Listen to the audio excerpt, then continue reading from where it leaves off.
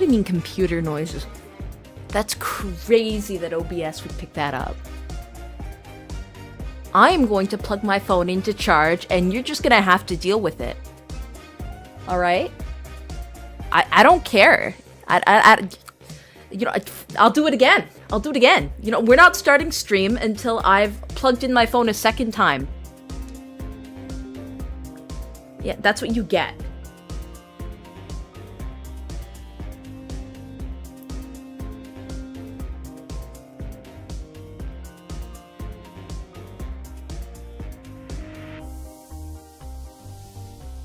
Yeah.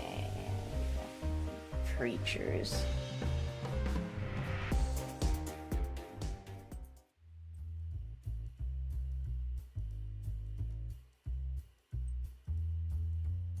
Well, how does the saying go? All women know how to do these days is charge they phone, eat hot chip, and lie. I feel like there was like 5 more additions to that particular one, but... Afternoon. Good morning, good afternoon, good evening, everybody. Now, typically I don't do streams on Sundays, so, you know... Consider this more of a broadcast. Yes.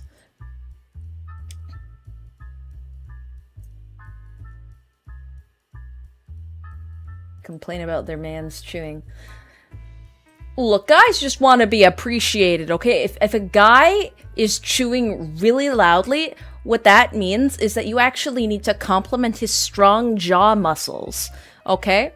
You're not, you shouldn't be putting down somebody for, like, their incredible skill set. You should be encouraging it.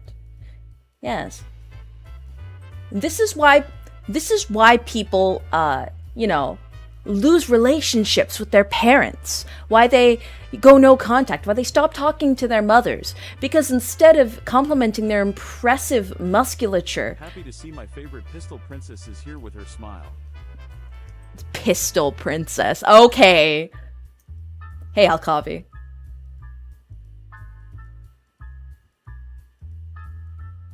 You're so loud when you just take a leak at night. Exactly.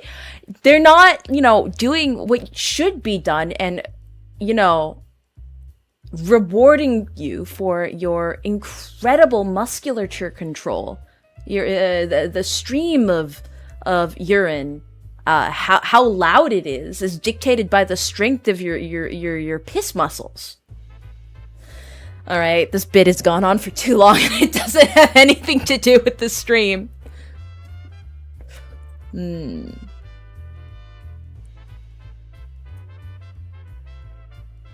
NRA's cutest little guy. Well, I mean, this is hardly a rifle, but... you know what I would love to do one day? I would love to do a shooting range hand cam or something to that effect. I feel like if there was a way to set that up or set up some like integrated technology so that you guys could see me doing target practice, that would be so fun.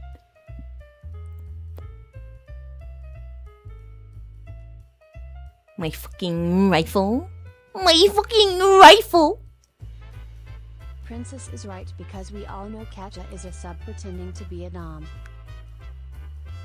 To be either, you have to be engaging in sexual intercourse, okay? And that's... I'm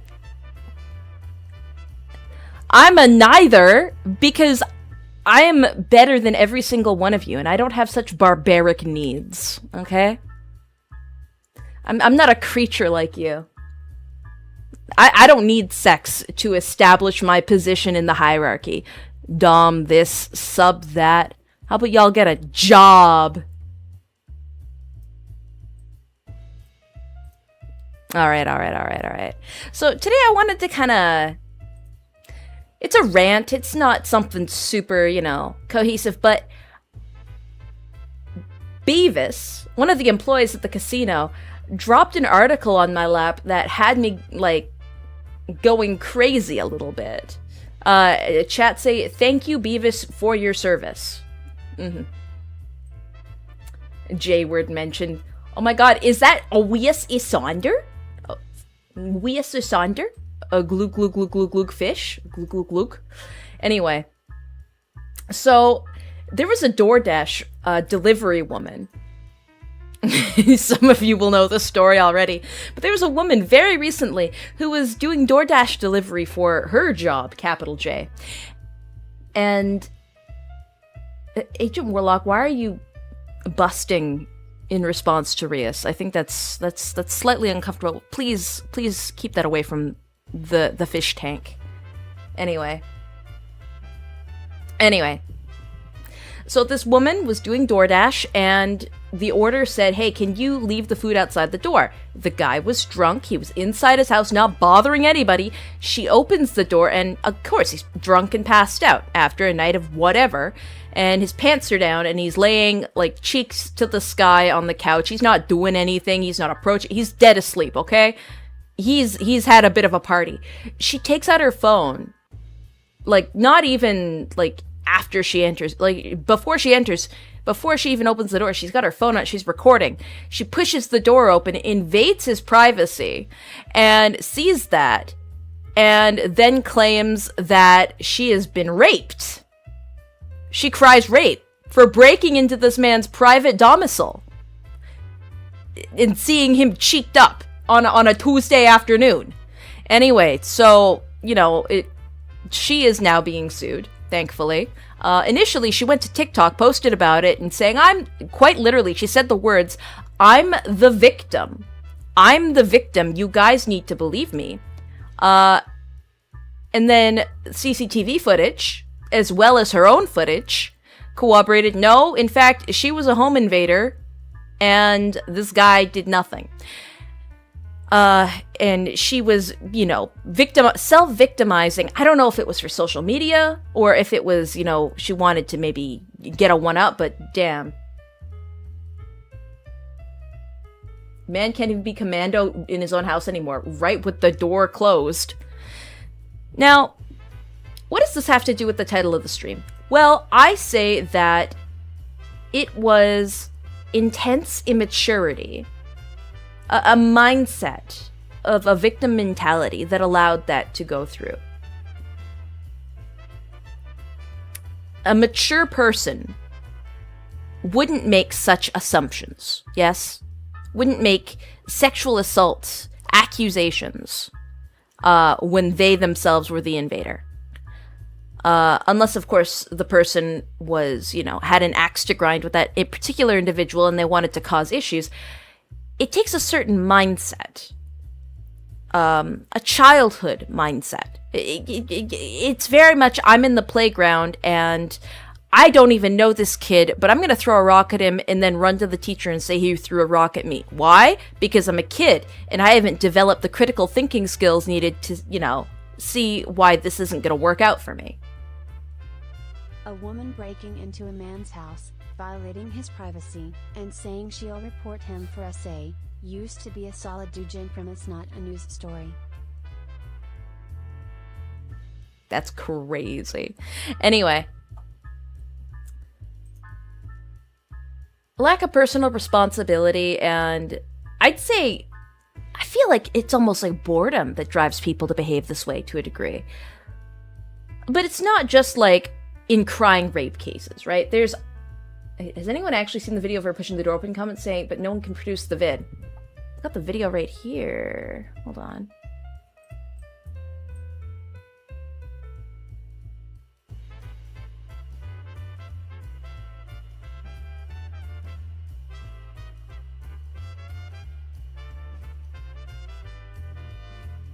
Okay, the man provided the police with his Ring camera video where it shows her opening the door. Okay, I need to find the Ring camera footage, because I've just got the footage of her, like, her footage, not the Ring camera.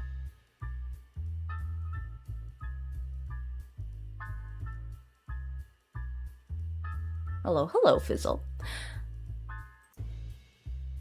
If I can grab the Ring camera footage, I'll put it up.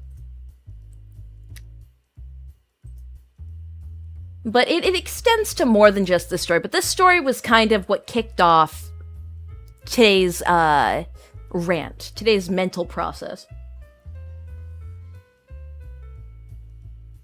Can I just say that I love how expressive your model is? It lets me know the exact moment if one of my comments successfully hooked you. It's great. Hooked you. Okay. So chat, we've got confirmation here that Red Hair Across this whole time has been baiting me.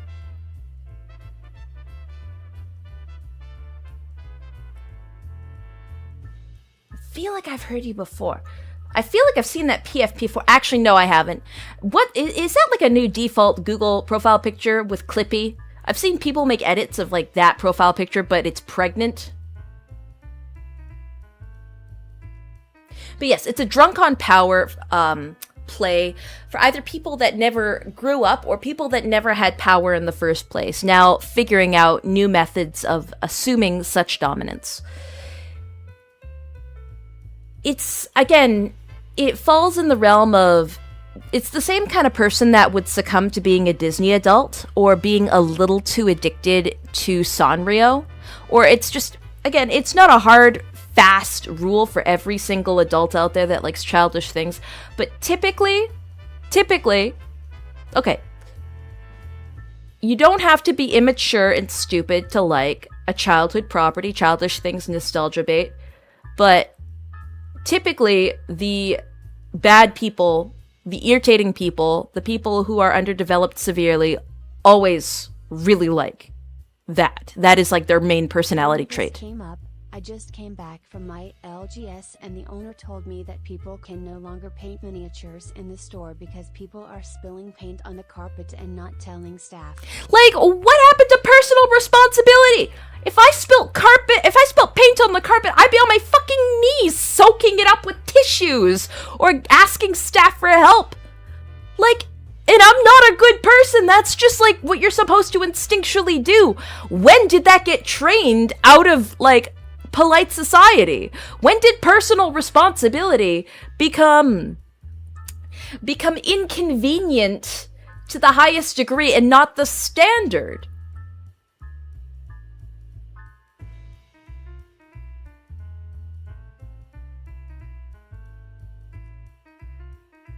If you instinctually want to do that, you are a good person. No, okay, here's the thing.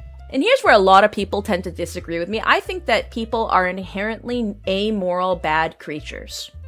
I think that majority of people do need training to become good people, to become developed people, to a degree, to have empathy, even. Now, am I saying that you should be over the top with empathy? No, I'm saying you should mix your empathy with wise judgment. But we're seeing time and time again, if moral values of the society you live in are not imposed, people organically go with gut instinct and self-preservation, and that is a very selfish way to live your life.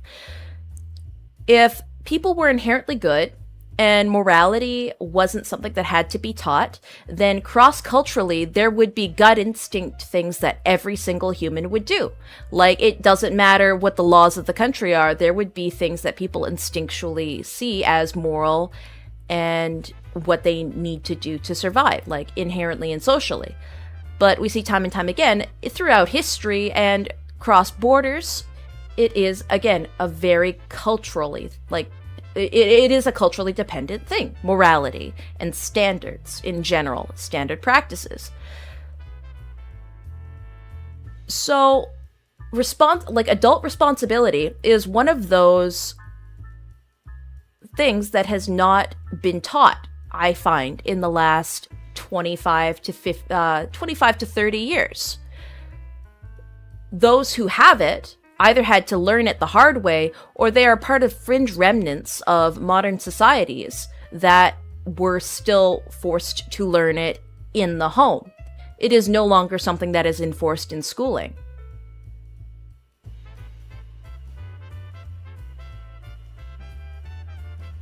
Now, that's what I mean. If your first reaction to the situation is described as I need to fix this, you're a good person. Sure, it isn't something that's biologically programmed. Again, morality is entirely dictated upon the society you're in. You could be a good person in one part of the world and be a horrible, monstrous criminal in the other side of the world, purely because that's just how it was raised, you know?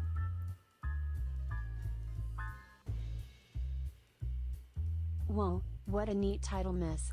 You're quite versed on the topic, aren't you, Sip? That's crazy. Ola, thank you for the 119.99 euro, but I want you to kill yourself right now.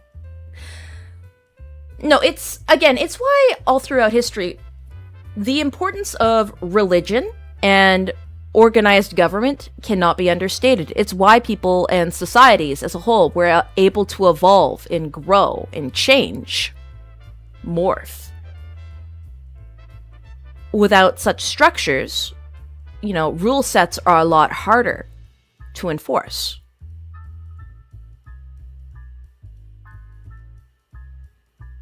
I've arrived. Oh my gosh, is that Solacate? Everybody in chat, can we get 5 big booms for Solacate?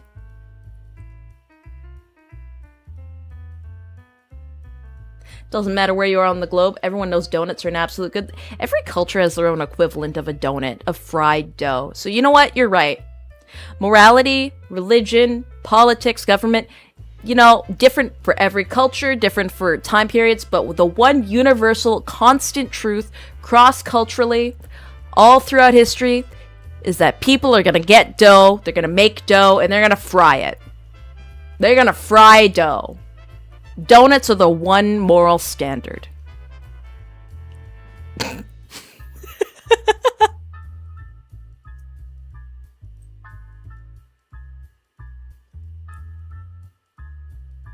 The earth is a donut. What? You believe that the earth has a curvature to it? You see, as somebody who collects earth books and is a very big fan of your planet, I, for one, think that you guys have a flat planet. I think you have a flat earth. You see, Faraz is round. It has to be. But Earth, on the other hand, doesn't it make sense for it to be flat? I mean, all throughout your literature, you talk about going to the edges of the Earth and the ends of the world. If it was round, you wouldn't be able to get to the end of the world. Now, gravity, if it's a ball, it doesn't really make sense because everything would kind of slide off the edges. But if it's flat, everything goes down. So, gravity working makes more sense if everything's flat. Faraz, on the other hand, Faraz has to be a round planet. I'm sorry. It only makes sense that way.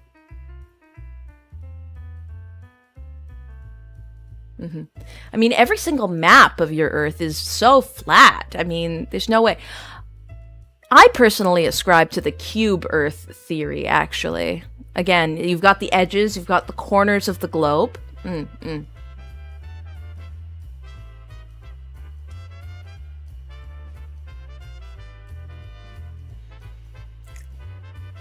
Delafia is a hologram. Delafia is a scam being sold to you by Big Memoria. Responsibility requires accountability, and accountability requires consequences. Absolutely. Without consequences, rules hold no weight and have no value. How does the water get refilled when it keeps spilling off the edges? It just goes glug, glug, glug, glug. It just gets slurped back up into the sky. Haven't you ever heard of the water cycle? Come on now. It sounds like you're in the pocket of Big Map. Yeah, you're in the pocket of Big Planet. But yes, thank you, Epstein. Can we get a thank you, Epstein, in chat? Epstein, it's crazy what the American politicians are doing in your back pocket. I can't believe we got toxic presidential Yowie. It doesn't matter who you are politically. The idea of it, in of itself, is horrifyingly fascinating and hilarious. It's absolutely propaganda. I don't think there's truth to it, but the idea makes for incredible memes.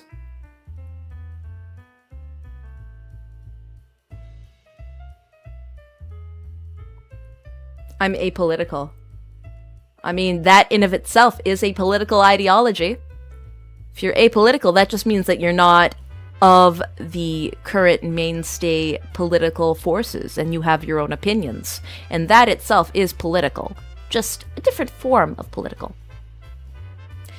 Now, a lot of my contemporaries in the online sphere who make content, you know, on screen, they can be well put together, they can be, you know, self-assured, they can seem very adult, but I find very often the more I meet people and the more I have experiences with them, the more I realize they never mentally aged past 14.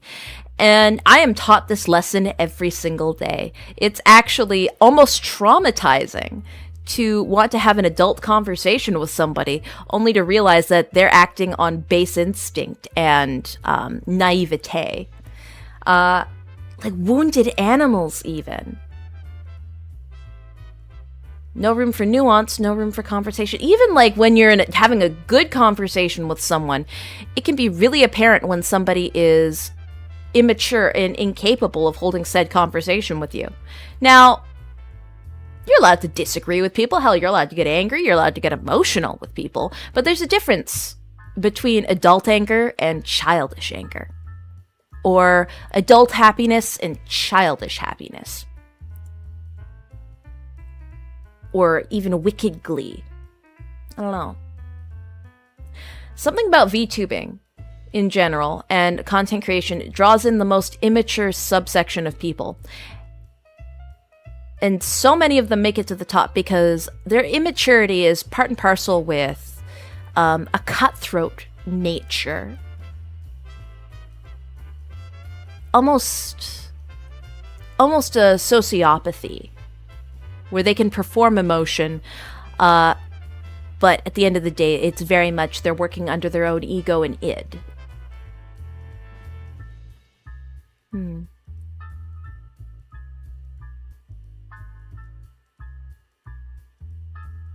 It's the autism. That's crazy. Okay, I'd say my few years online, I've met more people with autism than I've met in the entirety of my life. To be fair, it's not so easy to get an autism diagnosis in Fairez because that's an Earth problem. Okay, we don't have many autistic people here, or if we do, they're busy in Zeiton building airplanes, like airship equivalents, or making weaponry, you know. But you guys online, something about VTubers, something, maybe it's the way we move, the way we talk, or maybe it's the fact that some VTubers themselves just have that baseline immaturity. It attracts such an audience. Or maybe it's just, you know, flashing lights, lots of color, lots of sound, something easy to focus on, remember, take notes about. This isn't a judgment, by the way, it's an observation. It's not a negative thing, more of like a curious thing.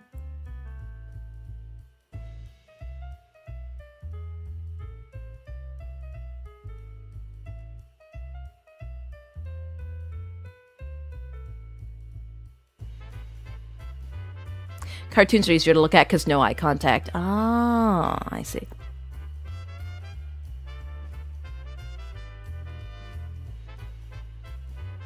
That one's for you, Vinny. Judge me more, please. Toysoku.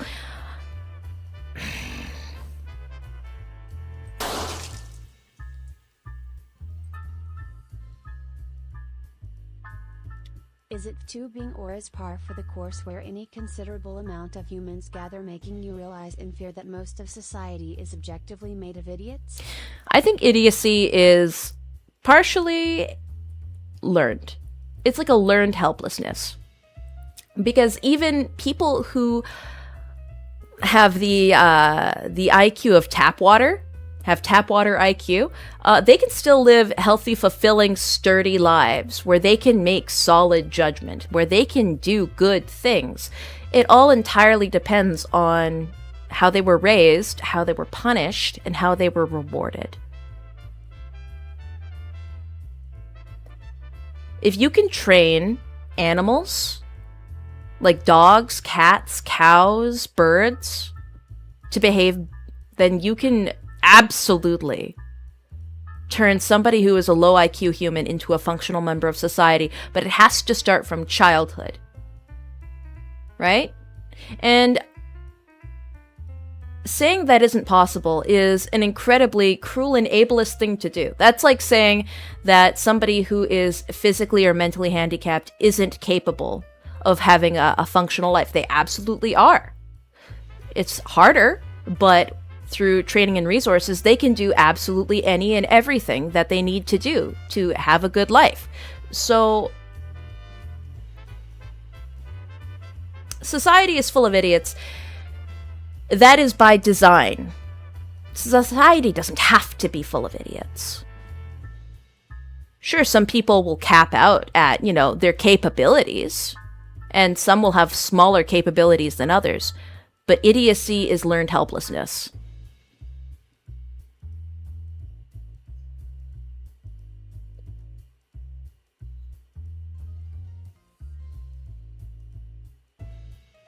About adults acting like children, have you seen the tweet that said a 20-year-old tried hitting on me with that gif that implies she's incredibly creeped out? That tweet was made by a 25 years old.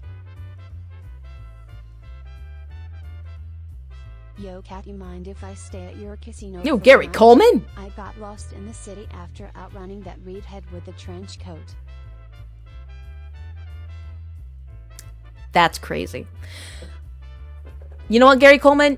You're welcome to stay. Okay, that thing about the 20-year-old being creeped out by the 25-year-old being creeped out by the 20-year-old. Again, that is modern sensibilities being reflected. I think it's okay to have standards and to have expectations for your life, but the strange endorsement and pushing of making playing fields smaller for people, the strong motion to convince adults that other adults are predatory when they're not, purely because of very arbitrary things. Like, let's say, like a 5-year age gap between two people in their 20s. Like, there are so many other ways it could be predatory, but purely because of age, I feel like that is a very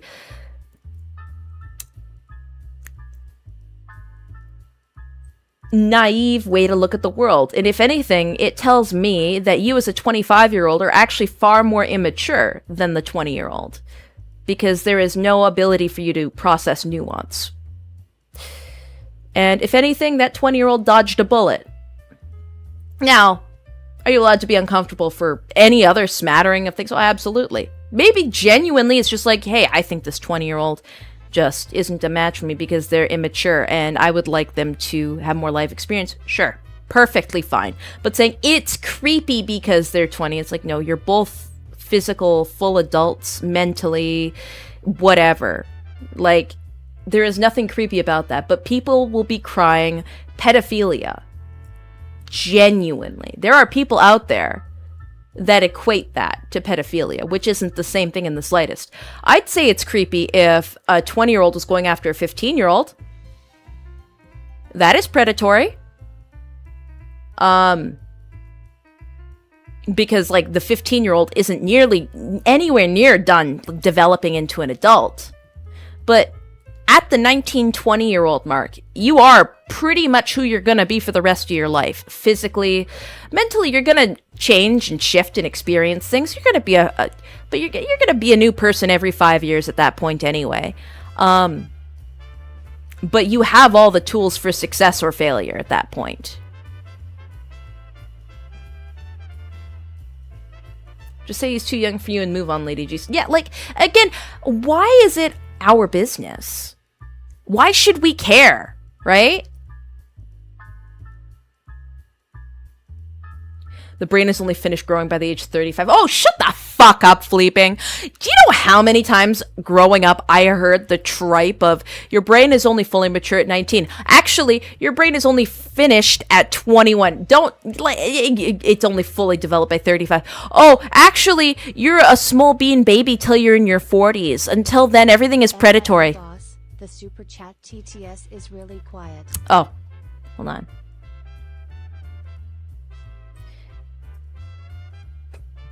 Any streamer who is mainstream is a loud, obnoxious child. People love that. I can barely stand that. Here's the thing, Valentine. Loud equals funny. To a lot of people. I mean, it's why early YouTubers did so well with their Let's Plays. You had the Markipliers playing horror games, getting jump scared, screaming. Take note that Markiplier nowadays barely makes a sound when he streams or when he makes videos. He's a calm, cool, collected guy now. But back in the day, like, bro was shrieking at the top of his lungs, and that's because kids find that hilarious. Kids buff numbers, and they fake being older than they are. You hear the longer your ears are, the more time it takes for your brain to mature, if at all. You know, Molio, I'm in a good mood today, so I'm gonna let your little shit-stirring attempt slide. So a lot of brain development at 23, 26 doesn't mean that you can't make decisions, just means that you should stay healthy and keep learning. Again, if you are doing things the right way, your brain never stops. There is no age where your brain stops developing, because every time you learn something new, that is a development. That is a change in your brain chemistry. There is something physical that has changed in there. You're just slowing down the rate at which you process and retain that information as you get older. You never stop learning. You never stop growing. The only thing that stops growing is the physical size of the actual object. Hey, Moxie! Welcome on in.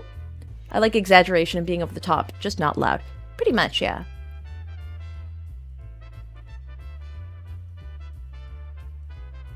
If your brain stops developing, it starts rotting. Exactly. So again, saying, oh, the brain stops growing and developing at 21, you are a fully formed person. No, you're not. I'd say that some people never reach a state of maturity, even into their 90s. Right? That is entirely a training and an experience thing. And some people just never achieve that. But should they be babied?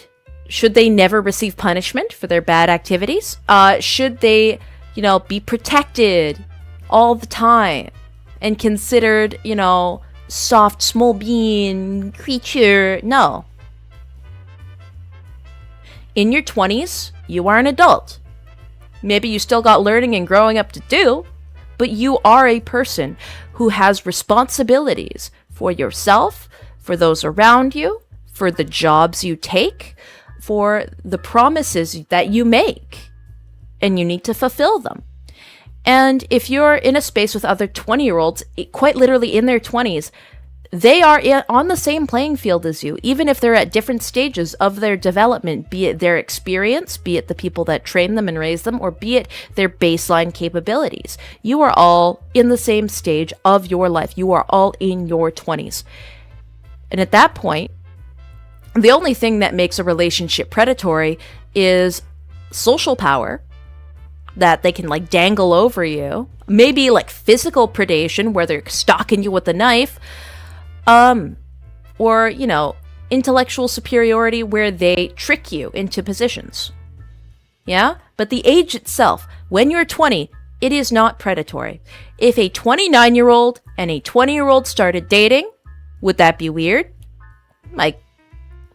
Maybe, but we don't actually know the difference between those two. They're at very different stages of their life, in their 20s even. But you could have a very sheltered 29-year-old who's got no life experience, and you could have a 20-year-old who raised all their siblings and pays the taxes and drives to work every day and works multiple hours. You cannot compare every single situation to each other and blanket drape a statement over something so particular like that. So a 25-year-old saying a 20-year-old is creepy for approaching? No. They just recognize you're in the same age demographic and same bracket as you. You can be put off by just being in a different stage of development. Sure. But it's not creepy. It's natural.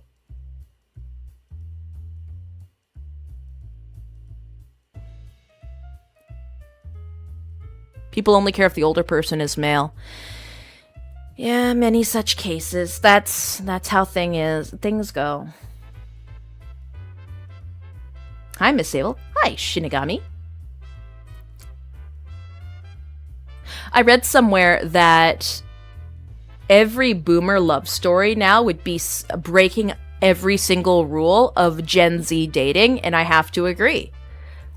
You ask any person, ask any parent, ask anybody in their 40s right now, 40s or older, how they met their significant other, and no matter who it is, they will have broken one quote-unquote unbreakable Gen Z rule for dating. Be it age gap, be it socialization, how they met, be it their approach. Some might say, well, it's because they lived in an archaic, bad society growing up. But I would say no, because all throughout human history, there was all sorts of societies, all sorts of rules, all sorts of demographics, all sorts of approaches. And I think everybody being so openly hostile and overly sterile right now. Anyways, I'm going to go play Battlefield 6 for 17 hours and call off of work tomorrow. I would say good luck, but you should probably pick better games, Gavin Free. Really? Battlefield 6? Ugh.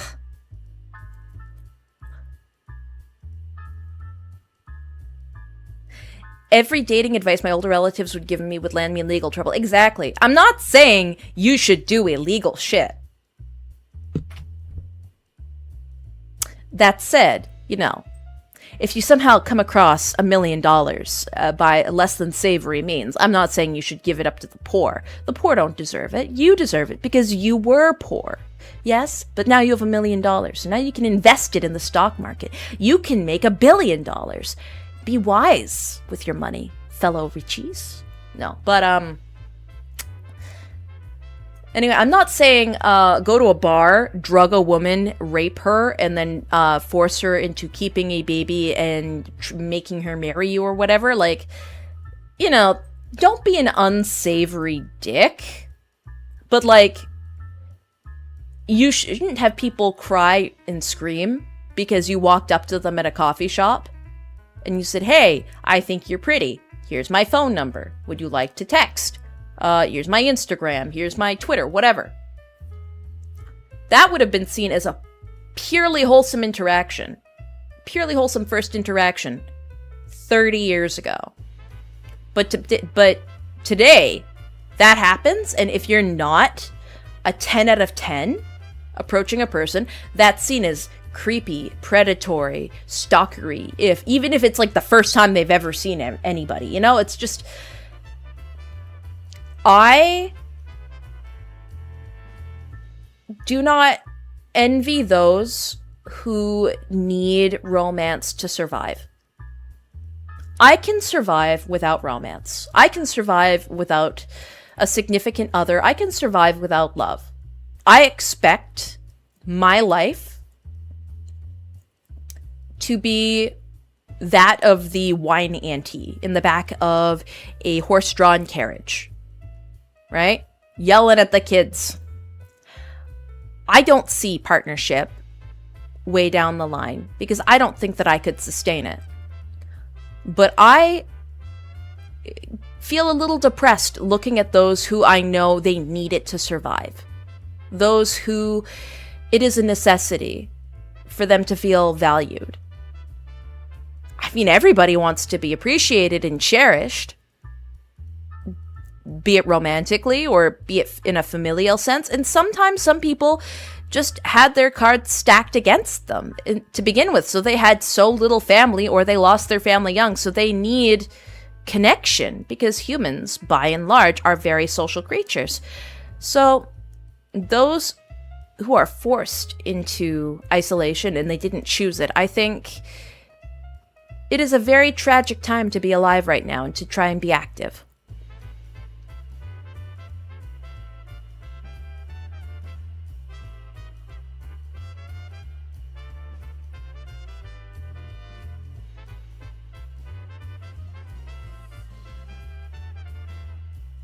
Auntie Sable, can we stop by McDonald's? No, we've got food at home! We've got food at home, and I don't want you to be served slop by a filthy Nakotan who's working the drive-thru.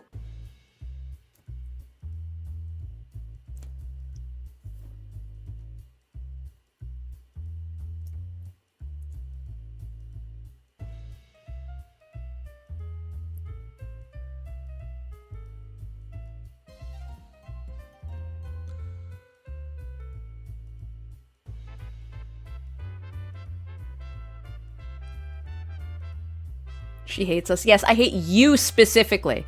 I hate you specifically, holy man. Holy man 5'5". Holy man. Holy man. I'm a hopeless romantic, but I've been demoralized. I have never been in a relationship and I have been taught by society that I'll never get one. Disappointed face emoji. I'm a bad gamer. The cards are stacked against you. It is true. But do always keep in mind that that's what society is telling you right now in regards to what you can and can't have in regards to a relationship is entirely funded by those who it's in their best interest to make sure that only the people they desire repopulate do such. You live one time and then you cease. You don't come back as yourself ever again. So the one time that you get to be yourself, you need to maximize the groundwork that you lay. Maybe not today, maybe not tomorrow, maybe not even in 5 years will you find somebody that you find romance with, even if it's something you've desired your whole life. But Gamer is generous for what you are not fear. But you can min-max. Long ears. You guys are fucking stupid. I hate all of you. I'm trying to give some nice heartfelt advice and you keep shit posting at me. Can you kill yourselves for 5 seconds? Can you stop existing so that I can talk? Anyway.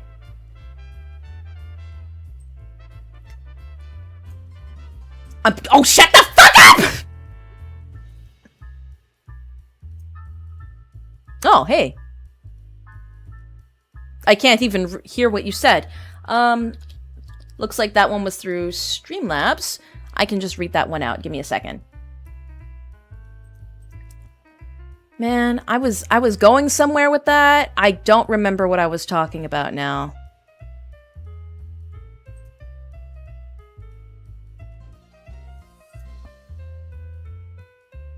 Hits someone like me because even though I'm a good person, not ugly, I'm financially stable, I can never find a normal relationship, it's ruined my gen.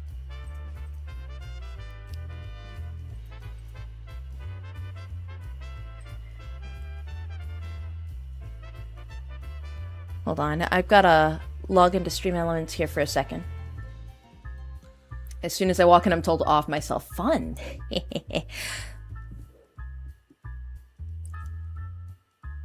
I think... Okay, here's my stream... Okay, I remember what I was gonna say now, before you so rudely interrupted me. First, I'm actually opening Stream Elements now so I can see the dono that I missed, because I didn't get to read it in time.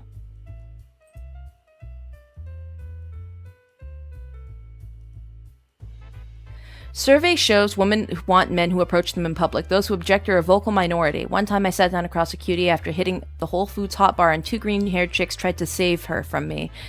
She told them to fuck off. Okay, so... Okay, a few things. Women are very hardcore socialized to do that. Like, some people think, oh, it's women sabotaging other women. That is not the case. That is not the case. We are taught very early on to look for women that might be uncomfortable, and sometimes signals are misread. But it is kind of like, you know how there's, like, guy code? There's, like, a girl code. Girl code is if you see a woman that is in a potentially dangerous situation, you have to pretend to know her, or you have to be openly aggressive and make the other people back off. It's a strength in numbers kind of thing, and a lot of times signals do get misread, especially by people who can't read the room, who socially may have their signals crossed or have no experience, but women who, like, the meme of the ugly woman stepping in and saying she doesn't want to talk to you, that was either something that the women, both women, had discussed beforehand if they were friends. Like, genuinely, that usually only happens if the two of them had previously discussed beforehand, hey, I might get into a situation where a guy approaches me. I don't want to talk to guys tonight. Would you be my meat shield? The other woman will almost always say yes, right? Like, guys might be confused by that phenomena, but I'm telling you right now, it is entirely intentional. Which I would say Usually, is if I kind see a of, woman in real life, I run away. That's crazy. I don't know, a lot of you women will make a situation look worse than it is. Again, that is a lack of training and a socialization issue.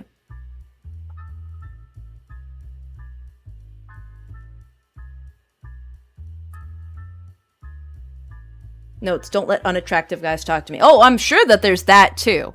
But I've even experienced this with people like that I know. Like business relationships. Like we'll be at an event together and and sometimes I'm the super unattractive friend, sometimes I'm the attractive friend. It really doesn't matter. Before we go in, there will be the conversation had. This is a very frequent conversation that most women do have with each other before going to major events. If there's going to be drinking or if there's going to be strangers, it's, hey, I don't want to have these conversations tonight, or hey, I'm only looking for conversations with this specific person. Or hey, if I blink in a certain way, or I raise my hand in a nonchalant way that looks like this, I want you to step in so that I don't look like the asshole. Would you take the fall for me? A lot of times, the attractive woman has set that up.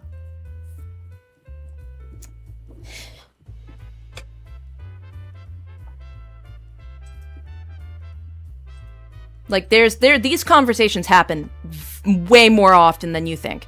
Women are very calculating, strategic creatures. Like, don't get it twisted. A lot of emotional garbage does happen, but there is a lot of calculation behind every single female interaction. There's a YouTuber called Home Math. While he's not a good or healthy person, his advice is well-grounded. All women's attention is focused on the top 10% of men, so get into the top 10%. The returns are exponential. 50% never go to the gym at all.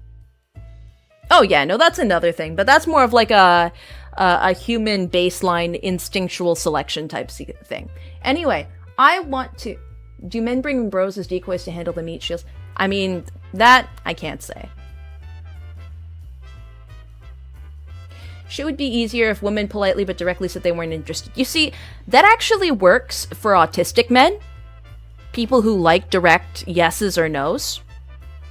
But again, it's one of those things that socially there are experiences where a woman can say no directly, and that is punished very heavily. Either be it from the man or from other women. It's a complicated dance that I can't even pretend to understand, so I try not to. All I know is that if I'm going to an event, more often than not, I'm actually given the role of being the ugly green-haired friend that goes up and says, she doesn't want to talk to you. Not because I think the guy is being a freakazoid, but because I have been given the signal to pull her away. Like, I will say it, I have played the part of the cock block, not because I hate men. I respect men, and I think that they deserve more than the abuse that they get. That said, these conversations are strategized.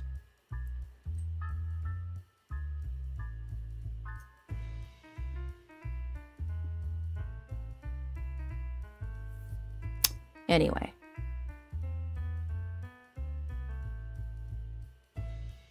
Katya, she's not interested, Sable.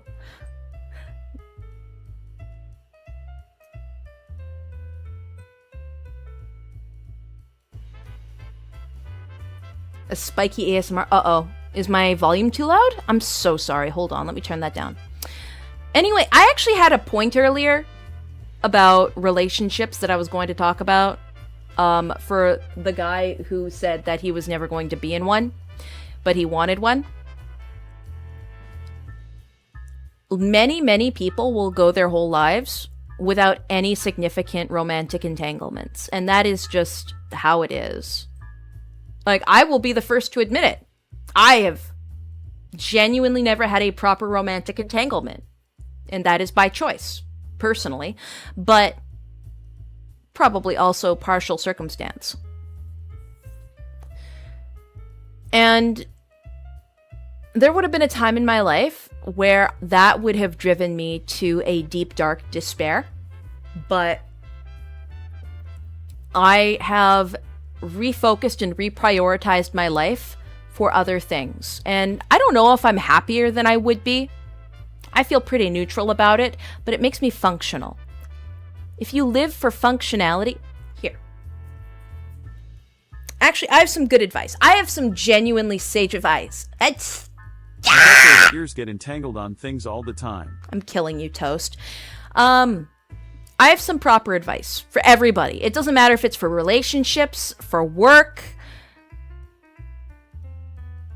Big goals, like I want to be famous, or I want to have a wife, kids, family, house. Like really big endgame goals, or I want to be the leader of a country, are like a car ride. They are like a car trip, okay? Or I want to be a famous VTuber. Let's say that's one, okay? That is up there with them. They are very abstract, specific, and hard to attain goals. But they are attainable. Like going on a car drive for multiple hours from, let's say, your place all the way to Disney World. Now, unless you have the most insane car known to humanity, the most insane, gallons of gas already given you, you're not going to be able to go from point A to point Z in one trip. You have to make stops at gas stations. For VTubers, it's like, well, I can't wake up one day and be a famous world-class VTuber. It's like, no, I gotta go stop at a gas station every so often so my car can keep going. And what does that look like for a VTuber? Well, that looks like I'm going to make an original song. All right, well, that gets me from point A to point B. All right, point B to point C. I'm going to host a big collab with multiple people. Maybe they're not huge people, but they're my friends, and we have great interactions, and I post it all on YouTube. Point B to point C. All right, point C to point D. And then you keep adding more and more. You add more gas to your tank, and eventually you get to Disney. Right? Relationships are like that too. You're not going to wake up one day and find the perfect woman. Again, sometimes you've got the most insane car that's preloaded with all the gas you need and you're already there. Some people get lucky. But most of the time, it's like, okay, well, I want somebody who likes me for my personality and or fits a certain visual standard. Well, they're all the way over here. I'm all the way over here. I need to put gas in my tank to find them, to be appealing to them. Because even though they're appealing to me, what makes me think that I'm going to be equivalently appealing to them? Out the gate, nobody is almost. But if I learn to shower a bit more, I'm going to point B. If I work out and I build strength and muscle and I have some fun doing so, make some friends at the gym, point B to point C. I get more involved in my community and I find something I'm passionate in, like a sport or a hobby, point C to point D. By the time you reach point Z, where you want to find a relationship, you get there, you've already got that whole journey behind you where you are a fulfilled full person with or without the final goal. You've lived a good, solid existence for yourself. And that is what is ultimately appealing to the end game. What did any of that have to do with going to Disneyland? Going to Disneyland, that's a metaphor. You're in a car going to Disneyland. Disneyland's the end goal. You drive, you pit stop, and eventually, after enough pit stops, you make it to Disneyland. But you can't go on one tank of gas. You have to go on multiple. Just like the journey. I can't be a VTuber and be world class without pit stops. I have to do projects. I have to upload videos. I have to take the steps to get there. I can't have a relationship if I don't make myself somebody worthwhile to be in a relationship with. I have to be physically fit. I have to be mentally balanced and happy, or not at least happy, but, you know, be able to carry myself in my own weight. I have to do what needs to be done to be appealing to the person I want to appeal to. Yeah. And most importantly, I have to be self-sustaining. You get those tanks of gas, you can make it to your destination. And that is the same for every single aspect of life. TLDR, you can achieve anything if you take time and effort to achieve it. Not necessarily. Sometimes your car breaks down on the drive. Sometimes you need a new car. I want to go to Super Nintendo World. You know, that is a better destination. If you wait that long, you're never going to get a relationship. It's not about waiting. Waiting is staying at the starting line and not doing anything. But are we still going to Disneyland? No, you get to stay home. I'm taking everyone else. No need waiting. For if you just flap your ears a bit faster. Waiting is different from taking active steps. Some people can do all the steps in 1 year, and some people it takes their whole life to do all the steps. That depends on you and how active you want to be in achieving your goal. And again, the environment around you. Waiting is the equivalent of driving to a gas station and then not leaving the gas station. Being content at that gas station because they got cool pamphlets, because they've got some little merch dolls and whatnot. It's not your final destination, but you've decided that you're happy at that gas station, right? That is what waiting is. That's what waiting does. Some people take big, long breaks at every single gas station, and by the time they get to their amusement park, it's closed.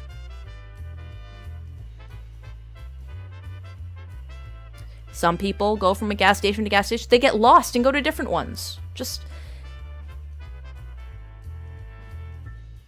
I say it's so important to live your life with a final destination in mind. With big goals. Have a big goal. But know that you need to take pit stops. You need to take steps. You need to go to your gas stations. No, waiting is not shooting your shot or till you think you are worthy. It's not wait till you are worthy. It is making yourself worthy. Main thing that matters is being near the top of a social hierarchy that contains women. If they see you defeating other men at anything, they become attracted. Unwashed pro SSBB players have harems. I don't know anything about the Smash Brother community, but I believe it.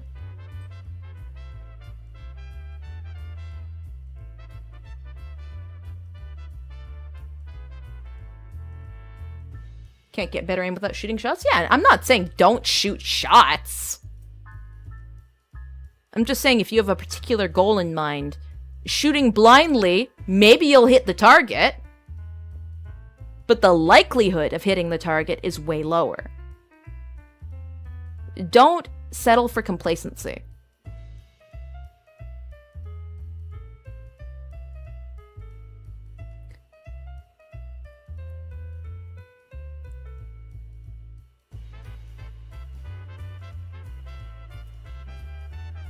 What I'm saying is none of the steps you are saying are gonna help people get into relationships. No, maybe, who knows?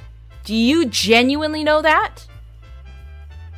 Are you saying that people shouldn't be improving themselves? They shouldn't be growing and learning? They shouldn't be, actively pursuing goals? Relationships are another goal. Are you saying that people should shoot blindly and rot and be happy and complacent? I'm not saying they need to be roided out sex beasts that have every skill on the planet. I'm saying that people are typically attracted to people that seem to have things figured out. And that can mean an assortment of things. It could mean you went from a depression pile in the middle of your bedroom to being showered and actually going to work every single day. It could be that you now own or at the very least have a certain position in a tabletop tabletop gaming store, right? It could mean that you work out for maintenance, not for gains. It means that you swapped out some of your McDonald's, not all of it, but some of your McDonald's for healthier stuff. It's not about being a perfect person. It's about being the kind of person that is sustained. Somebody who is being better than they have been. I got tired of not having a GF, so I became the GF male instead.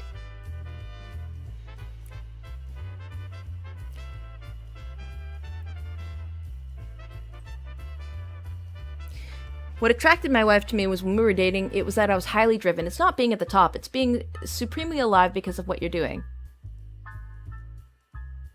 I'd rather rot and be a lard ass than go through so many hoops. Well, then you don't want a relationship. It's not hoops. Hoops implies that they're unnecessary, right? What makes you think that you deserve a relationship if you can't even sustain yourself? You need to learn to be happy and healthy, or at the very least at peace with yourself and making your own life better before forcing yourself into someone else's. Because at the end of the day, people can get into relationships in any matter, any state of life, but they're not going to stay. They're not going to stick around. They're not going to be long-term happy relationships. They're going to be miserable if one party is constantly tanking everything because they don't want to improve, don't want to change, don't want to grow. They're complacent and they're not bringing anything to the table for their partner.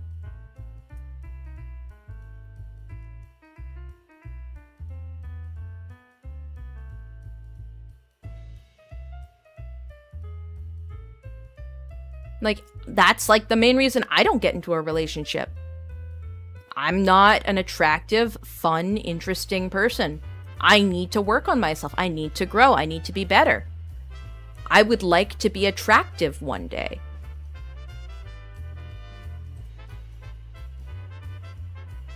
I say, lying out of my teeth. I don't need to be attractive. I own a goddamn casino. I can buy whatever I want. It's the last thing I would want from my partner. Get rid of the ears and you'll be happy with there. When is it enough? Do you know when it's enough? When you realize that you can be happy on your own if it has to happen. It is enough when you realize that you can find fulfillment in other ways. What the majority of people seem to do is view a relationship as a crutch. Yes, your lover, spouse should be somebody you're able to rely on in tough times, but not one who prevents self-improvement. 100%. No, when is self-improvement enough? When do you cap it off? When you matured enough to the point, like not mature mentally, but mature physically and socially, you've made it to the point in your life where you go, wow, you know, I think that it would be still really wonderful, earth-shattering even to have a partner, but I kind of don't need it at this point in my life. I would like it, but I don't need it. I can actually do things myself in a way that makes sense. That is when you've actually achieved peak improvement.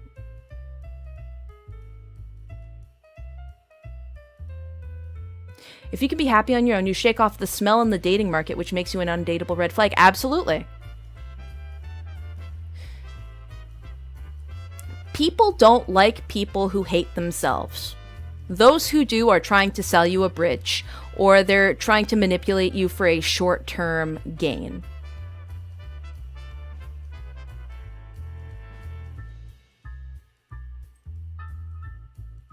Sounds like copium.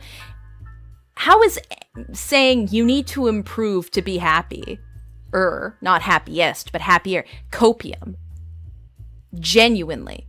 Is it not more copium to say you need to be exactly the way you are at all times forever, and if people don't like that, they don't deserve you. That is copium. This is all well and gay, but I think I'd feel better if the funny knife ear gave her assets a shake. Alright, red hair grass. I've had enough of your shit. What about those guys that are into crazy girls? Well, that's just like a fetish thing. Unironically. There's a difference between fetishes and, like, genuine connection. And those things, you know, aren't mutually exclusive. You can have both. But, you know, you can get fatigue with a crazy person.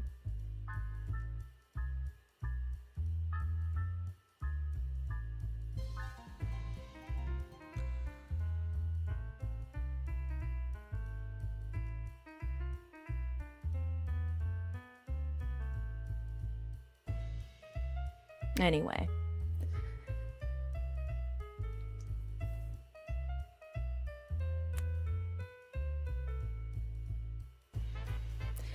Being yourself is incomplete. The real one is being the best version of yourself. There will never be a final best version, but there can be better versions. Again, if there's a hot woman in a room locked in with you, and you and one other guy, and both of you are 2 out of 10s, and she has a gun, and the only way she's getting out of the room is to kill one of you, she's going to kill the one that has a bad smell and makes loud noises. Even if you guys look identical. Why? Because one is just being better than the other.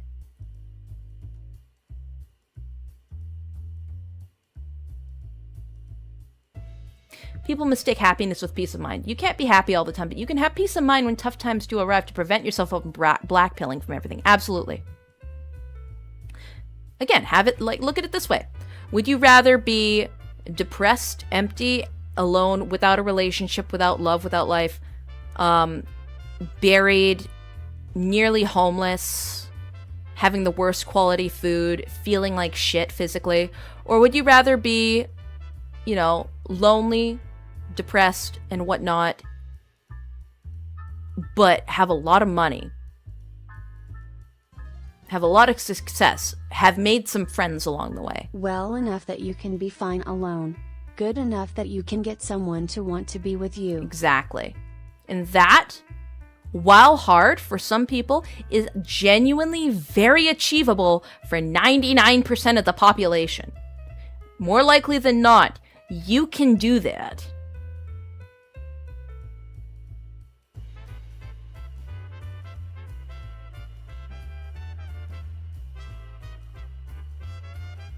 What if the nice guy is quiet? Who if the guy that's quiet and smells nice is approaching threateningly on the woman? Yeah, now you're just adding scenarios. I'm saying purely if, like, the 2 men are tied up in a chair. 2 men are tied up in a chair. Yeah? Like, the only difference is the smell and noise. That is the only difference. And you today can make an active change on your smell and noise and already improve your position minusculely. This is a metaphor, not the trolley problem exactly.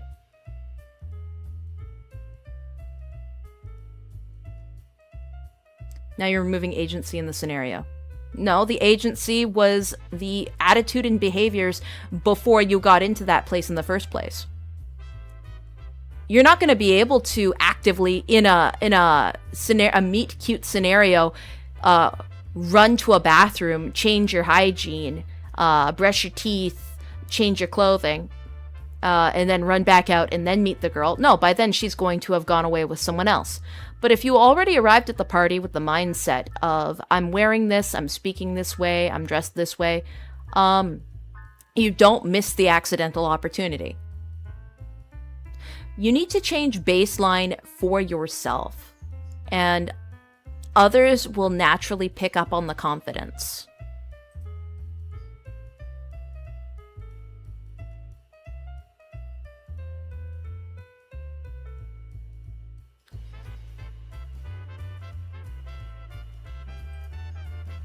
Why goal keep shifting? Dude wanted to be in a relationship. Your advice for being happy without being in a relationship. Because I can't artificially give you every single step to be in a relationship, but I can give you the steps to be better to be happier, and hopefully from there you can figure out a relationship. What's with your moral grandstanding like I'm some sort of authority that should have all the answers? I'm just a person, like everyone else here. And if that's too much of an irritation for you, then you can just kill yourself. I don't want you here.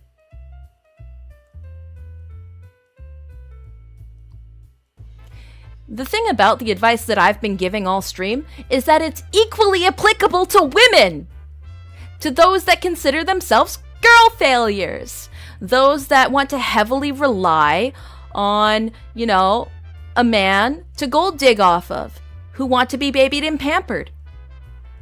Maybe ultimately you want to be given the world on a stick. But if you really want that for your life, you have to be worthy of it. You have to be something that a guy is going to go, oh, I would like to do that for. Yes? If you want a man of quality, a man of romanticism, you want a man that looks a specific way, you have to be worthy of that in the first place. Now, the position socially for men and women is different, so it is actually easier to attain that for a woman. But thanks, boss. Washed my peanuts extra good. Hell yeah, Debu.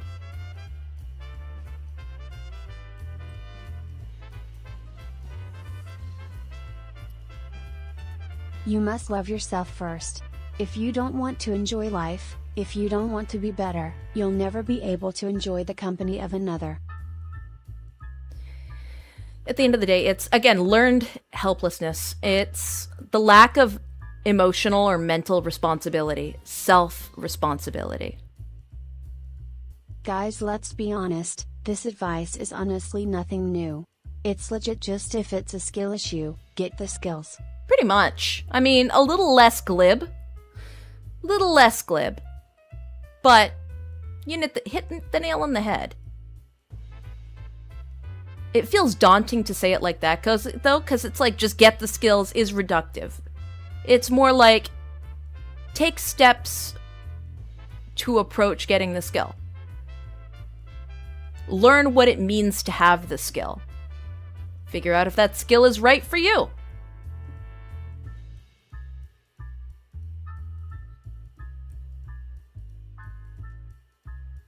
Get good scrub. Absolutely, Zaragachi. Anyway. I think Disney adults should be castrated and flayed alive. I think anybody over the age of 25 that finds themselves getting a little bit too much excitement out of hugging a mascot at Disney World is subhuman. Mm-hmm. Yeah, I get wanting to reclaim childhood whimsy and whatnot, but you are a product and you are a lesser creature. You are a lesser human being, and I don't respect you.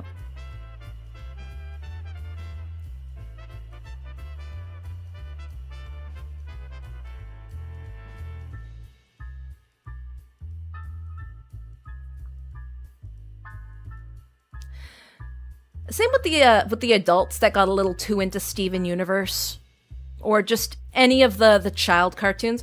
There are adult cartoons, and those are a different class of person. I can still find respect for people who like adult cartoons, even though they're a different version of cringy.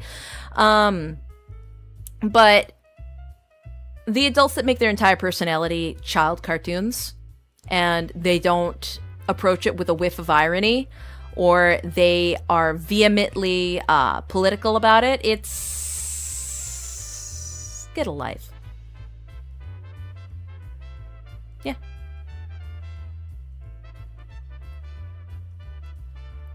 Well, metaphor for getting your life in order to drive into Disney World. I think Disney adults are subhuman. Yeah. Yeah. I couldn't think of a different theme park, but any of you who have been here long enough will know that I actually have a really visceral hatred of Disney, or the Walt Disney Company. Yeah. That metaphor only really worked, though, with a destination, and that was the first one I could come up with. Adults who are fans of child media is fine asking as long as they don't want more from child media. Yeah, but they always do. And they always put extra shit in that isn't needed. Or they make it everybody else's problem. Or they insert it where it doesn't need to be. There has never been more psychotic women out there than those that are so into Sanrio. I swear to God, the Hello Kitty and Kuromi girlies are the scariest people I've ever met. They are the cruelest, weirdest women who have the most heinous lack of self-awareness and lack of accountability known to humanity. Also, nose rings. If you have a nose ring, and I see you in real life, man or woman, by the way, both of you, it's Christmas season, so I'm gonna hang ornaments off you. Anybody with extra piercings. I'm not a piercing person. And I'm not a tattoo person. If you do it, fair enough. But if you have an obnoxious piercing, I am going to decorate you like a Christmas tree. That is my right as a citizen of Chiron. Thoughts on Don Bluth? Anastasia, Nim, All Dogs Go to Heaven. I quite found Don Bluth very charming. He was very preachy about his environmentalism messaging, but, you know, he had a high skill studio. He made some beautiful work that stands the test of time, but you're also not going to see me jerking off all his stuff on social media all the time like it's gospel.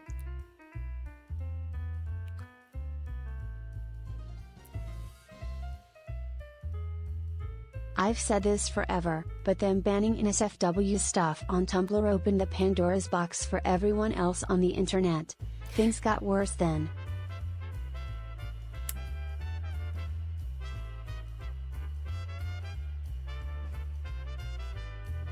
So Tumblr porn ban was interesting. I was active on Tumblr during the porn ban, and it was a temporary porn ban. They do allow artistic nudity there to a degree now. They just cleaned out the worst of Tumblr. You know how people on Twitter are like, oh, we're going to Blue Sky, and then they came back to Twitter? It's the same people that left Tumblr. All the people that left Tumblr are the same people that fled to Blue Sky.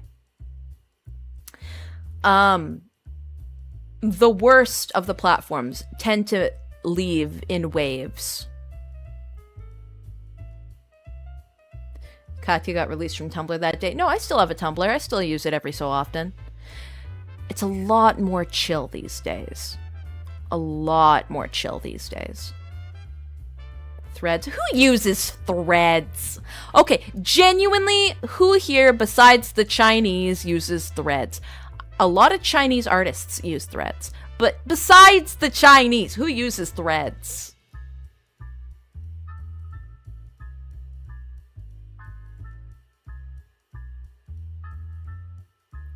What about 4chan?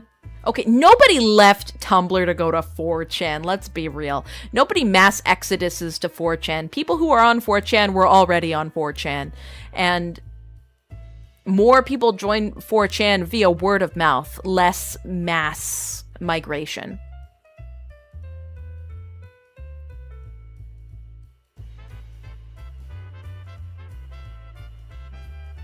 Mastodon.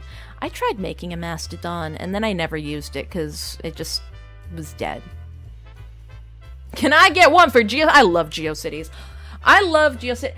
Poor GeoCities. Pour one out for GeoCities. NeoCities, which is the GeoCities spiritual successor, is one of my favorite things to browse. I love NeoCities. Let's see the funniest webpage. I'd love to do a NeoCities browsing with you guys. Kind of like how before Mudahar became irritating piece of shit, he used to do deep web browsing. I would love to do NeoCities browsing with you guys.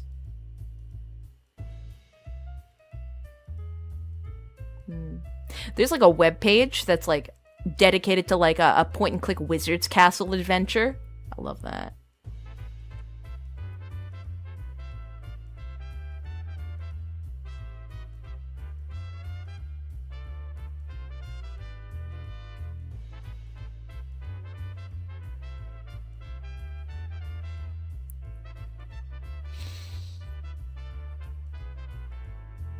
Mastodon was a nice idea, destroyed by the infighting and purity spirals. Fractured so hard, nobody sees anybody.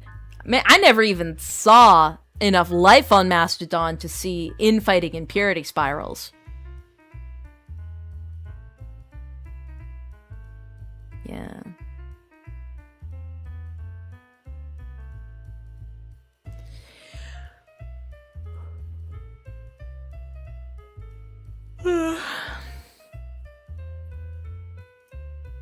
What is Mastodon? It's another Twitter clone.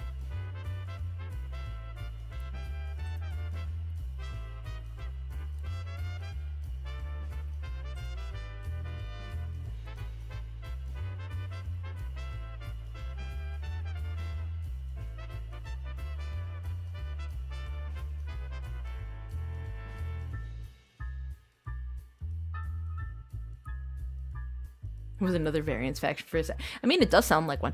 Okay, so one Twitter clone that I was really interested in was Pomu. It came out recently. It's run by DL Site, and it's supposed to be like Twitter for weebs. And it was very, very popular for a short period of time. And then it got griefed by the Soy Jack Party. Like, just lots of, like, IRL CP and gore and political shit and whatnot, so they had to shut down the website. I was so sad, because I was finding a lot of really cool fan art on Pomu. Of course, there was a lot of, like, unsavory people there as well, but, like, the filtering system was fine. I like when you do your little dance, it's cute. I don't dance. You can dance if you want to, you can leave your friends behind. If you don't dance, yeah, no, DL Site's still down, like, I mean, not DL Site, Pomu's still down, like, almost a week later.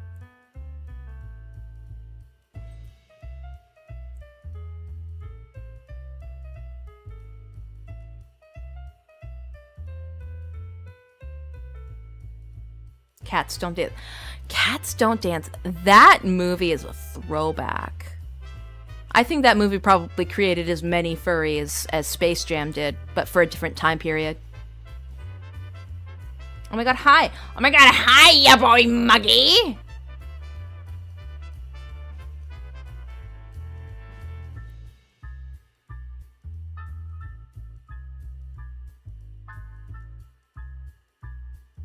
When it comes back 100%, it's going to get closed off to Westerners, and honestly, based for that. Yeah, but then it means I need to get another VPN. I fucking hate VPNs. They're so irritating to operate. It sucks already that I have to funnel my internet through, like, the Pharaoh's portal connection.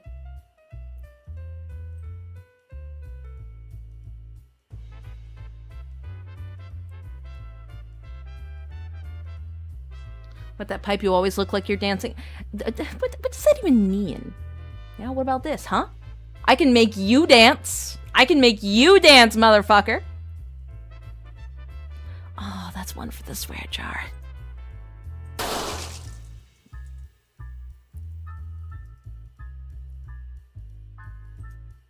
But VPNs are an on-off button.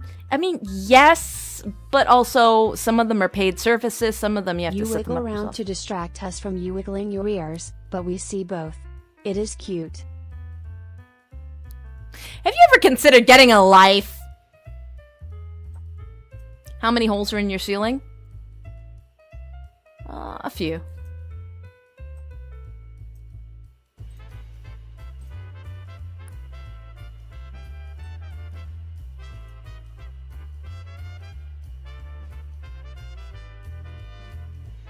Why do you think eating is such a big deal? It's the only point in the day they get what they want. What does that even mean? What? How dare you eat food in my vicinity? Good night, boss. Good night, I'm a bad gamer.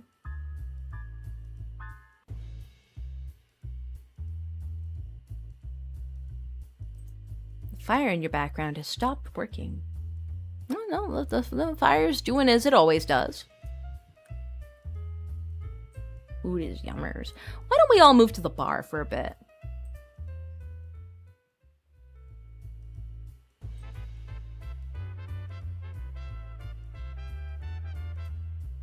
People have no control over anything, so they freak out over food. I mean, it makes sense, I suppose. I guess that's like a human nature kind of thing. Everyone should eat more? No.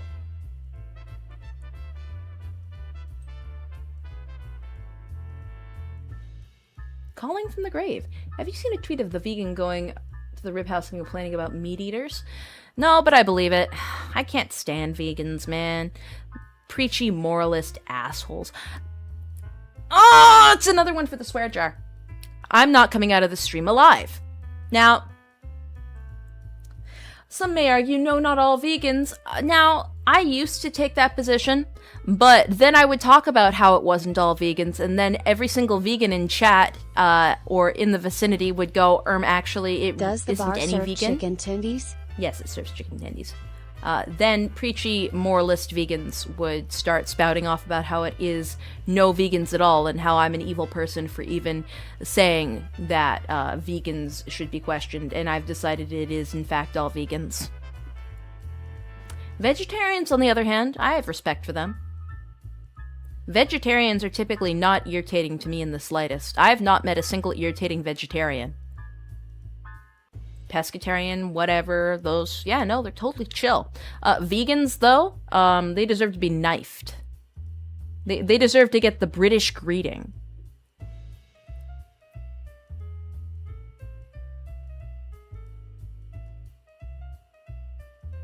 What about those pesky pescatarians, huh?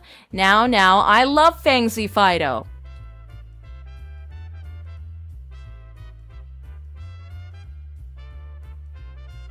Hitler was a vegan. Guys, I know how we can shut down the vegan movement. VPN went down while I was watching Sakamoto Days my break. Now I have no way to watch it at the casino. Oh, Beavis! Beavis! Should have told me. I would have gotten you a rip. I'll find somebody to record a rip for you and we can get you some hard copy of Sakamoto Days.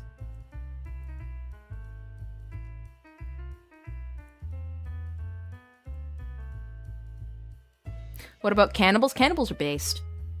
Cannibals are very based. Very cool. Very inventive, I would say. I think they are some of the most inventive humans that have ever to have existed.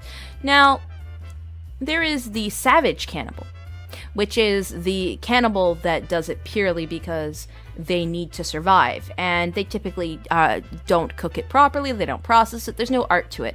And then there's the casual cannibal who doesn't need to eat humans, but they want to, and they're methodical and they're scary. Now those ones are worth studying. I think I would like to be in a room with a cannibal, with his hands tied behind his back, mind you, and I'd like to have a conversation with him. Full of prions to the cannibal. Okay, I thought prions was only if you eat the brain. If you eat the brain, you get prions. Just, like, hold on. Okay.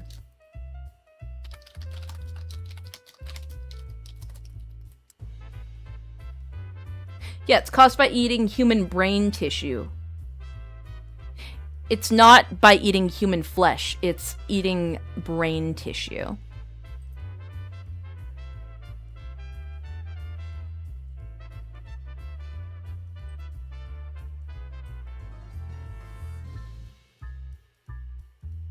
What's your opinion on fried ears?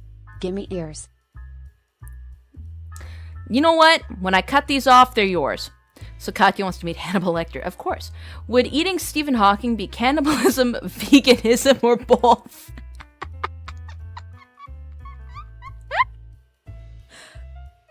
Bro, is he still alive? Somebody should ask him.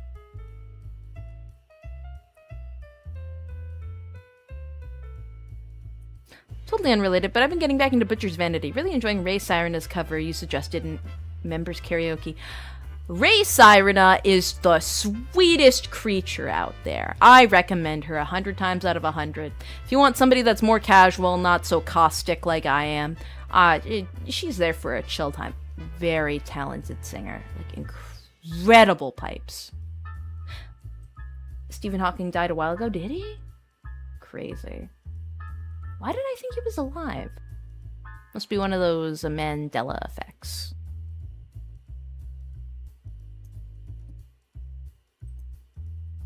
Pipes, woman as a voice. Oh, absolutely. Ray Sirena had... How I discovered her is she did like a whole a cappella arrangement of something from Skyrim. And I was like blown away. I was enchanted. I messaged her that day and I'm like, hey, you don't know me, but I know you. Yeah. The scary model is so unique, right? It's not often where you get like a true monster form for a monster girl in the VTuber space. It's always got to be like super sex, you know? But she made it like terrifying.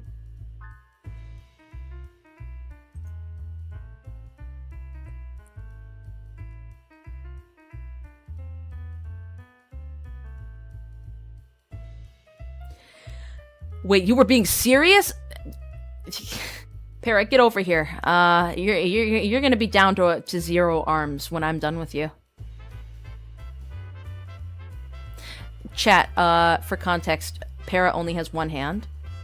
Anyway, he's gonna have no hands by the end of stream.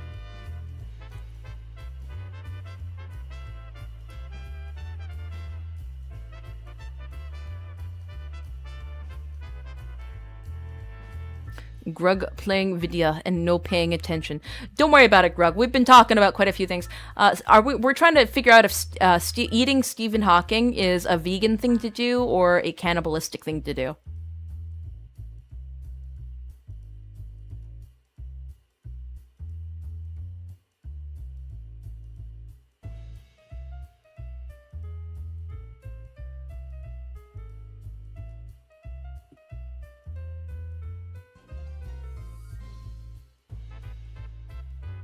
My mother always joked about how we came from a long line of cannibals that got turned into devout Christians somewhere along the line. I mean, in Catholicism, you're eating the body and blood of Christ every week, right? That's pretty cannibalistic to me.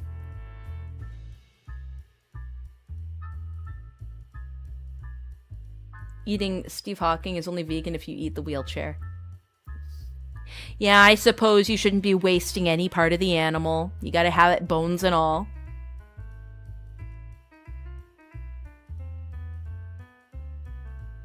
Grug not sure if Stephen Hawking is a commie. Stephen Hawking is dead. He ain't anything anymore.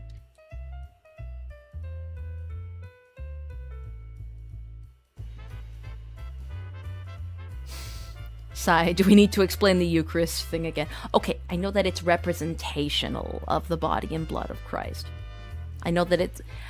some sects of Christianity do think that there is a genuine, almost mythical, one-to-one transformation. I know that some places they do wine, some places they do grape juice, some places they do those wafer crackers made out of rice, and some places they bake loaves of bread and they cut it into chunks and they soak it in the wine. It really depends on your denomination. I did not expect transubstantiation. Catholics believe in transubstantiation. Yeah, no, like, there's... Again, it is entirely interpretive depending on the church that you attend, from what I see.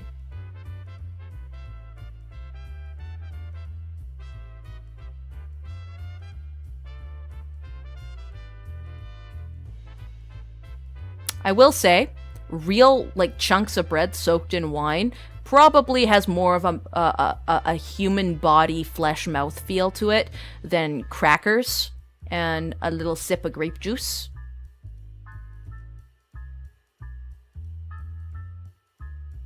Not some sects. Most denominations. Most Western denominations. Some European denominations. It's complex. I'd say traditional denominations, yes. Traditional denominations, 1000% are very much so into transubstantiation. But very modern ones are the ones that like to pussyfoot around it.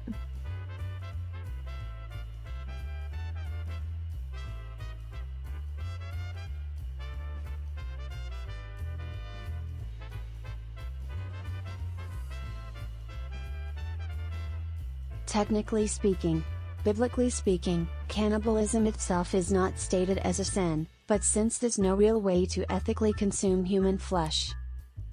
Yeah, Yeah. Well, I mean, again, ethics depend on the society and the rules of the society that you're in and the training. Also, to the person that just said the show is starting to get better in Korean, hello, I cannot speak Korean, but I did use an immediate translation app to figure out what you were saying. Hello!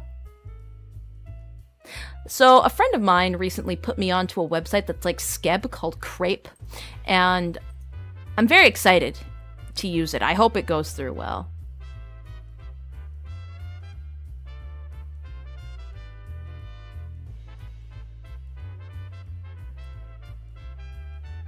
Means I'm starting to like this show. Hello, aye. He did. Nah. He's still here. He's L. L is here. L is taken. Welcome on in. Was he exercised? And he was taken out back and he was shot.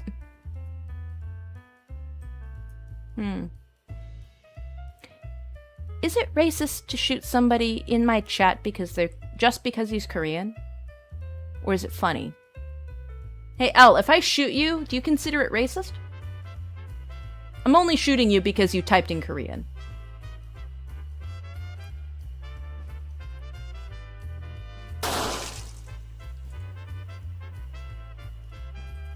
Now, do I hate the Koreans? No. No, but you made me jump through the hurdle of having to translate your sentence, so I think that's enough justification.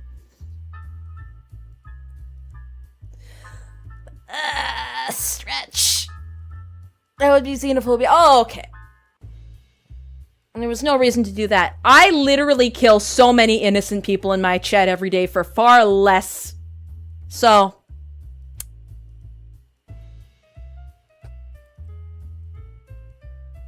the crime of translation. Yeah, pretty much. Crime of translation.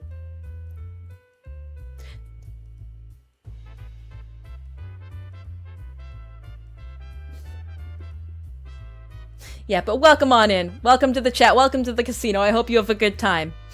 You can dress your wound over there in the corner.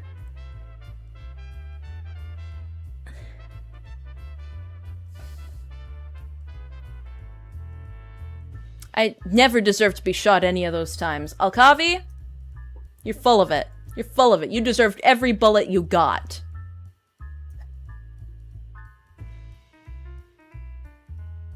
Katya got one over Ella's Lady Katya Kira. You fucking know it. You know it. You know it. What are we at for the swear counter? We're at 4 or 5?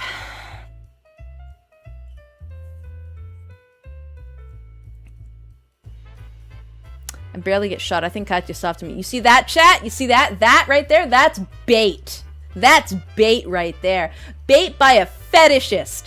Bait by a fetishist who's into getting bullets. I'm not falling for it.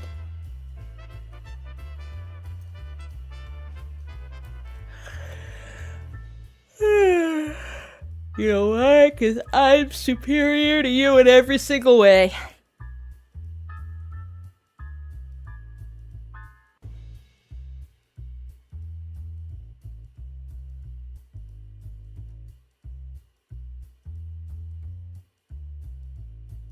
I never deserved to get shot any of those times. Every shadow, every hunt, showdown player. It's a living and a dying.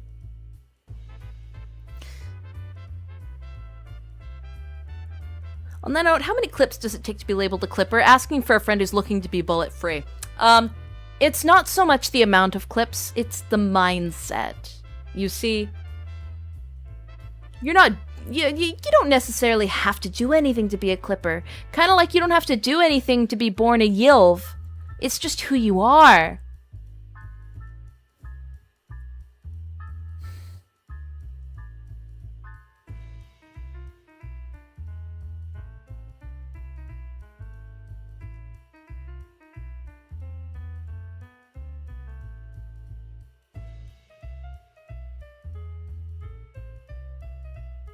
What size is that dress shirt? It's a medium. It's a medium, but it's tailored. It's tailored because mediums, they fit my bust a bit too tight, so I have to have it stitched a bit such that the bust is a large, but the rest of the shirt's a medium.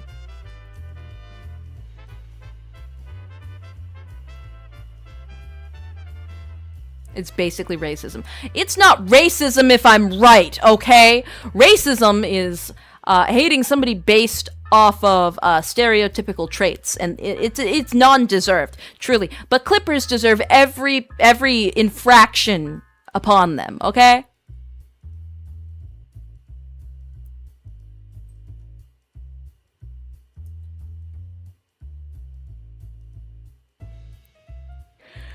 Sorry I'm yawning so much. I'm very tired. I'm not used to streaming on a Sunday. No Sunday broadcasts as a typical thing. There will be a proper schedule posted this week. I know last week it was just Gurella streams because I had con attendances that I was doing. I was performing at. Meet and greets that I was late for. But this week we should be returning to our regularly scheduled time and program. So today we started at 11. Rest of the week, theoretically, we are starting at 10. I know that I'm going to be in a few places, doing a few things on other people's streams. And I'm probably going to be playing a game at least once this week. We've been taking a lot of breaks from gaming as of late. Because in general, I'm just trying to cut that out of my diet. But I do have a few games I started publicly that I do want to finish publicly before I take all games off the table. So keep an eye on Twitter, and you can find the schedule there sometime later today. Are these broadcasts or streams? No, they're the same thing. What? Why would anybody find importance in a distinction? That seems like such a strange thing to want to have differentiated.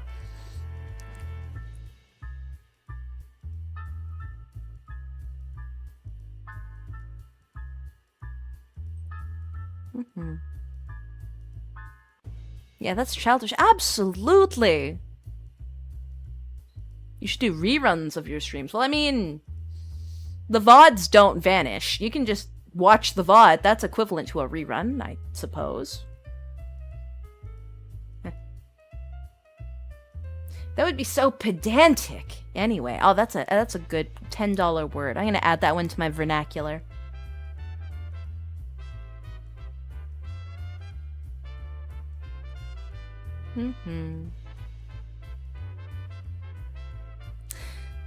Yeah. So Wednesday is the season finale of Has Been Hotel, and I hate to say it, but I've been really enjoying it. And it is such a bad show, but it is so bad that it's good.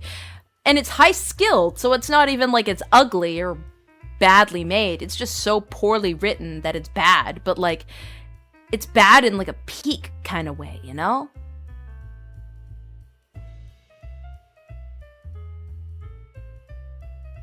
Yeah. I just love the music. I'm a musical theater kid at heart. What can I say? I'm not going to spoil any of it because I know some people in here are also watching it currently. But man! I'm wondering if it's been getting better, but I guess not. Well, yes and no. They managed to pull off a plot twist that I could have never seen coming based on story beats in season 1. Like, they actually have some resolution that was really well written. So, again, I said it on Twitter, but it's becoming dangerously close to being well thought out and written.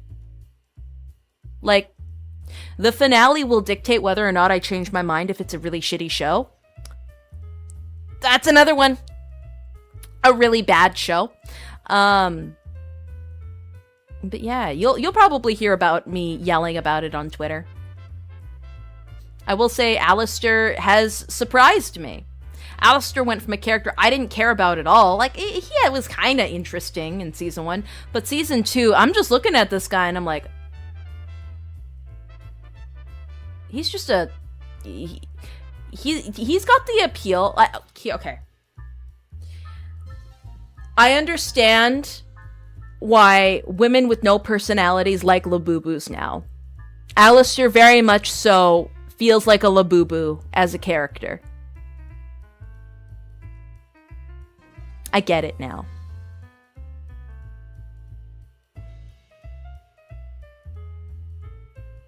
Thank you, Girth, for $1. Every time Girth Demon specifically donates money, the Girth increases by the increment. Like, I don't know how much they've donated over time, but like their schlong is massive. 24 carat Labubu. That meme is so funny to me. Vinyl, that was the weakest laugh I've ever seen in text form. No sauce to it. Has-Been is wonderfully executed in everything except writing.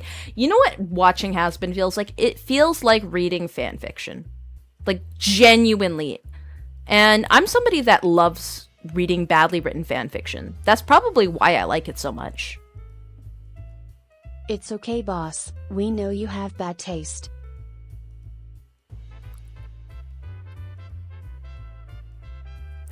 Look, you can't enjoy a filet mignon if you don't have it, like, don't have a crappy McDonald's burger to compare it to. You won't know the difference in beef quality if you don't have a little bit of it. And you know what? Some people that love expensive cuts of meats adore their garbage McDonald's. You know why? Because variety is the spice of life.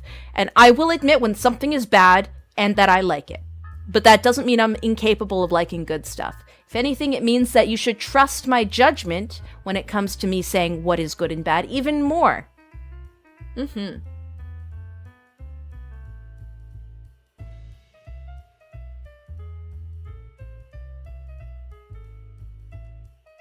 You can taste the beef at a Big Mac? Lamau.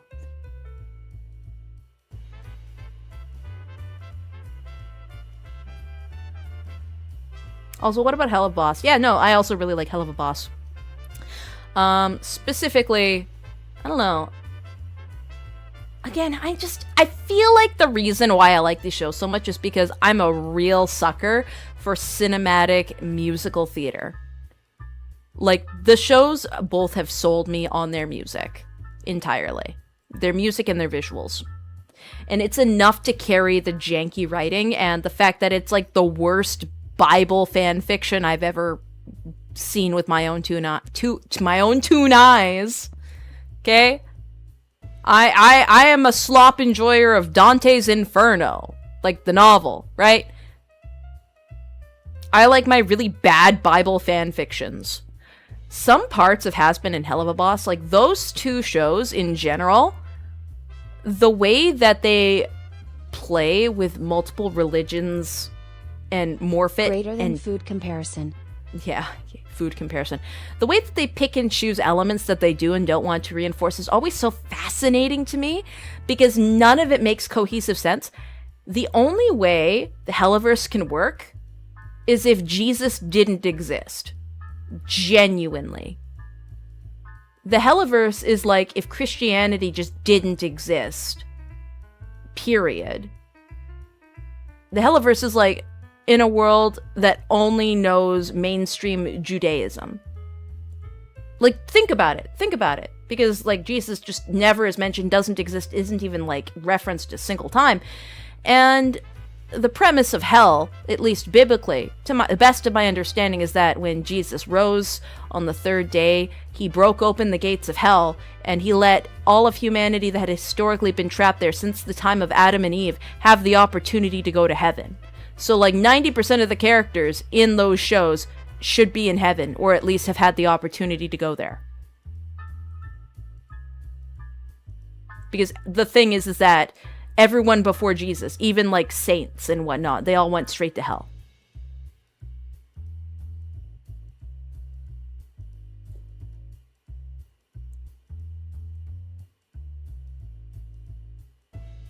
The creator was a Mormon. Really? She's Mormon? It doesn't feel like it. Vivsy Pop doesn't feel Mormon. I'm sorry. The saving role. Yeah. No, I don't know. It just feels so... Yeah. I don't know. My crackpot theory is that Hell of a Boss and Has Been Hotel is an alternate universe where Jesus just didn't happen. Yeah. You said earlier you'd be cutting your beautiful ears off at some point. You'd think it's easy, but after having performed minor surgery on myself, respect to the Soviet doctor performing an appendectomy on himself without proper anesthesia. But what are you on? Atheists soft ignore Jesus or try to claim him. Yeah, no, it's interesting. You should try the world of playing modern a Shin religions. Megami Tensei game.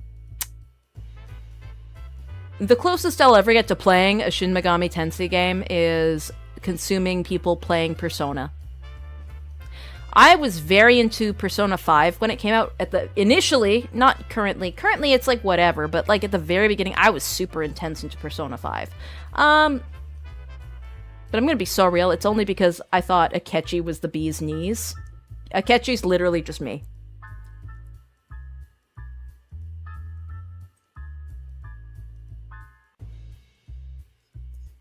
And Jesus shows up at the end to redeem sinners. Again, like, for has been to, like, work, Jesus can't exist. Because the whole point of the Has Been Hotel is to do exactly what Jesus did, which is hilarious to me. I don't know. Again, it's slop. It's weird Bible fan fiction. But man, the musical numbers are so good. It's the silliest thing.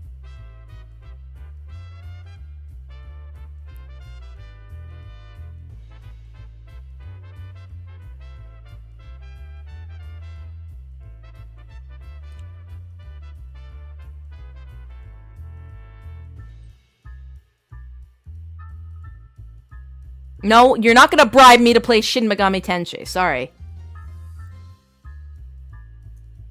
Time to bribe her to play the Shin game. Steven Universe for adult women. Emir, I'm going to kill you. I'm going to kill you, and it's going to hurt. You're going to feel it in every orifice of your body.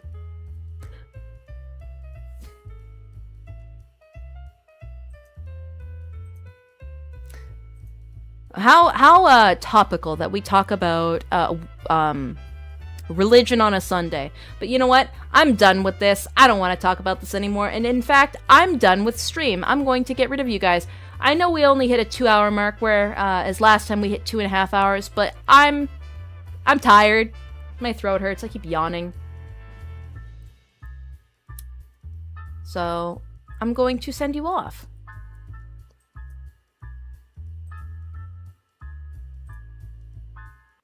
Let's see, who am I going to redirect towards? It looks like Kana is live right now. Let's send you to her way. All right, everybody, remember our live message. It's rats, rats, where the rats? I played P5 to romance the hot maid teacher. Yeah, you and everyone else, okay? That's why I watched the Let's Plays. Now get out of here.